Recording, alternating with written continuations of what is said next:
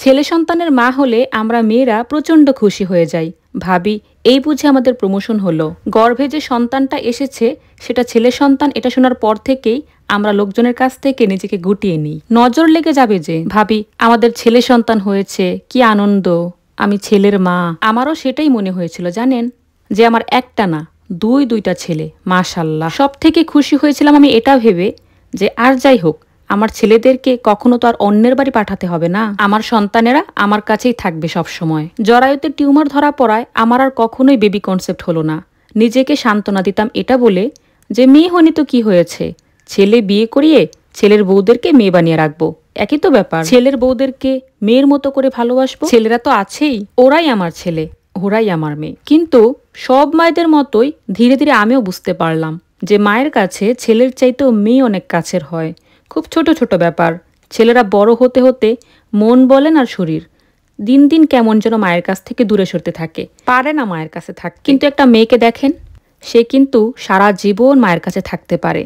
যাক না সে শ্বশুরবাড়ি, তো কি হয়েছে, দেখবেন ফিরে এসে সে ঠিক মায়ের পাশে শোবে, মায়ের বিছানায় ঘুমাবে, মায়ের সাথে প্রাণ ভরে সুখ দুঃখের আলাপ করবে, মায়ের মধ্যে একেবারে খুচরো পয়সার মতো তার সব কথা জমা রাখতে পারে। মায়ের চুলটা খুব সুন্দর করে আছড়ে তেল দিয়ে দিতে পারে। সন্ধ্যাবেলায় মায়ের পছন্দের পাকোড়ার সাথে চা বানিয়ে খাওয়াতে পারে। একটা বয়সের পরে মায়েদের কিন্তু আর বন্ধুর প্রয়োজন হয় না, মেয়েরাই হয়ে ওঠে মায়েদের সত্যিকারের বন্ধু। ছোটখাটো অনেক ব্যাপার জানেন তো, যেমন শরীর খারাপ হলে ছেলেদের কাছে খুলে বলা যায় না যে আমার কি অসুবিধা হচ্ছে, আসলে ওরা বুঝবেই না, বোঝার চেষ্টাও কখনো করে না। কিন্তু একটা মেয়ে থাকলে ঠিকই বুঝতে পারতো। তারপর ধরেন সাজগোজের ব্যাপারটা, আমার বান্ধবীদের যাদের মেয়ে আছে তাদের মেয়েরা কি সুন্দর হেল্প করে, কিন্তু আমাকে কেউ করে না। তারা তো ছেলে, তারা বোঝেই না আমার কোন শাড়ির সাথে কোন জুতাটা মানাবে, কোন লিপস্টিকের সাথে কোন ব্লাউজটা মানাবে, এই ব্যাপারগুলো না তারা কখনোই বোঝে না। আপনাদের কাছে বিষয়টা হাস্যকর মনে হতে পারে, কিন্তু আমার কাছে এটা বিশাল বড় সমস্যা।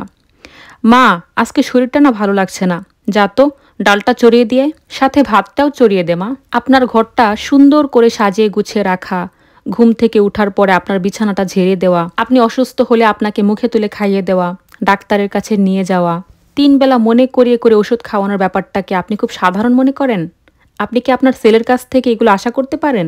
আমি তো পারি না। যারা একাধিক কন্যা সন্তান আছে বা ছেলে সন্তান কম আছে বলে রাত দিন সৃষ্টিকর্তার কাছে আফসোস করেন, তাদের জন্য আমার ভীষণ খারাপ লাগে। কি ভীষণ দুর্ভাগা তারা।